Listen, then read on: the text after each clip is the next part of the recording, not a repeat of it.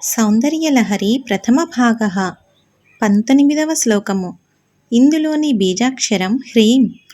ఫలితం తిరుగులేని అందం కోసం, స్త్రీలకు వశీకరణ కోసం.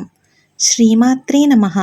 ముఖం బిందుం కృత్వా కుచయుగమధస్తస్య తదధో హరార్ధం ధ్యాయేద్యో హరమహిషితే మన్మథకలాం.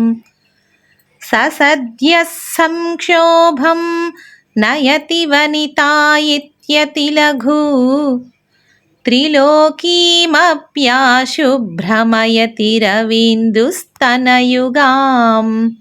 ఈ శ్లోకంలో పార్వతీదేవి యొక్క దివ్య స్వరూపాన్ని ధ్యానించే విధానం చెప్పబడింది.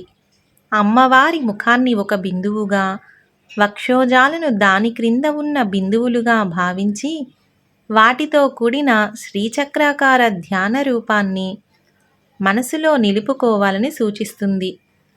అలా శివశక్తి స్వరూపమైన అమ్మవారిని భక్తితో ధ్యానించిన వారికి సాధారణమైన ఆకర్షణ కాదు, వారి మాట, వ్యక్తిత్వం, ఆలోచనలు, ప్రవర్తనలో ఒక దివ్యమైన ప్రభావం ఏర్పడుతుందని ఈ శ్లోకం చెబుతుంది.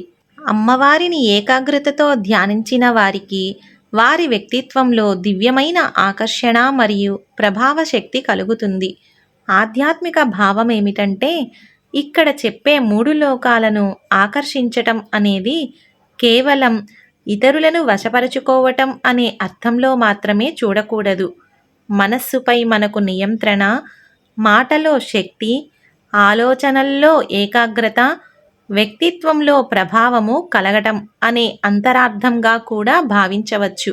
ఒక్క వాక్యంలో చెప్పాలంటే, శివశక్తిని ధ్యానిస్తే మనలోని దివ్యశక్తి మేల్కొని మన వ్యక్తిత్వానికి ఆకర్షణా ప్రభావం కలుగుతాయి. ఓం శ్రీ మాత్రే నమః.